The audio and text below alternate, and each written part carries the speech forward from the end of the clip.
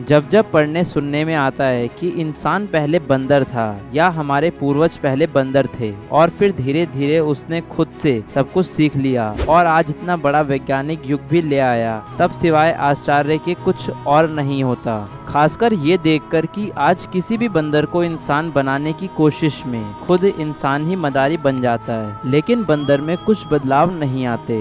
मनुष्य के विकास की इस थ्योरी को लेकर मेरे मन में हमेशा से कुछ सवाल रहे हैं जिनका जवाब मुझे आज तक नहीं मिल पाया है। लेकिन अपने सवालों का जिक्र करने से पहले चार्ल्स डार्विन की इवोल्यूशन थ्योरी और बंदरों से इंसान बनने तक के सफर पर आता हूँ।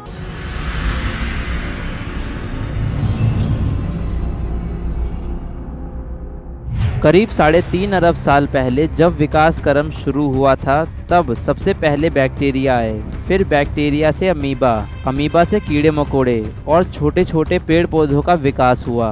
उसके बाद जानवरों ने अपना आकार लेना शुरू कर दिया। इसके बाद मैमल्स का विकास हुआ, फिर पक्षी और फिर धरती पर रेंगने वाले जीवों जैसे कछुए आदि आए। इनके बाद कुछ ऐसी प्रजातियों का विकास हुआ जो पानी के अंदर भी रह सकती थी और बाहर भी।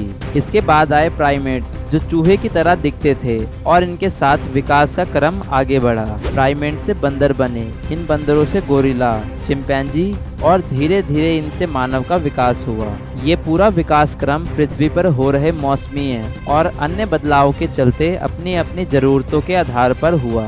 चार्ल्स डार्विन ने देखा कि फिंच नाम का एक छोटा सा पक्षी कई द्वीपों पर पाया जाता है, लेकिन हर एक द्वीप में इस पक्षी की शारीरिक बनावट, खासकर उसकी चोंच में बहुत अंतर था। फिंच पक्षियों की अपनी विशेषता को देखते हुए डार्विन ने अपना नेचुरल सिलेक्शन और एवोल्यूशन का सिद्धांत दिया। डार्विन के अनुसार जो भी पक्षी जिस माहौल या वातावरण में रहता है वह खुद को उसी वातावरण में ढालने की कोशिश करता है ताकि उसका जीवन और उसकी पीढ़ियां बच सकें। इस कोशिश में अलग अलग जगहों के मुताबिक उनकी शारीरिक बनावट और बुद्धि में बदलाव आया।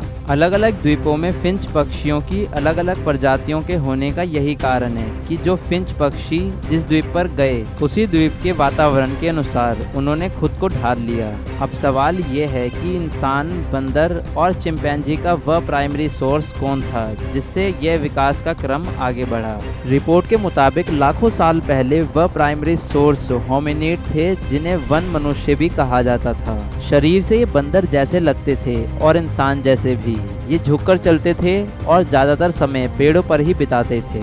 जब धरती की संरचना और उसके मौसम में तेजी से बदलाव हो रहे थे, तब पेड़ पौधों की कई प्रजातियां खत्म हो रही थी, तो वहीं कुछ नई प्रजातियों का विकास भी हो रहा था। कहीं धरती बेहद गर्म हो रही थी, तो कहीं अन्य तरह के बदलाव हो रहे थे।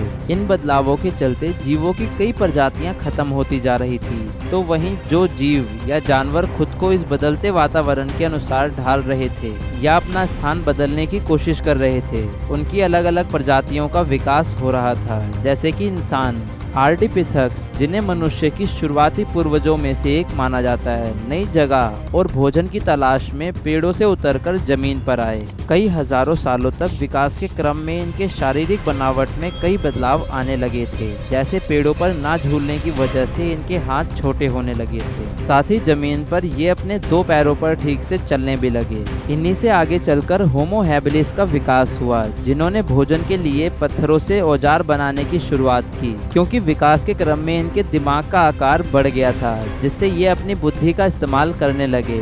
फिर और विकास हुआ और आगे चलकर होमो इरेक्टस ने ग्रुप बनाकर शिकार करना सीखा। तो दोस्तों, आज की इस वीडियो में बस इतना ही। तो वीडियो अच्छी लगी हो तो वीडियो को लाइक करें और चैनल को सब्सक्राइब करना ना भूलें।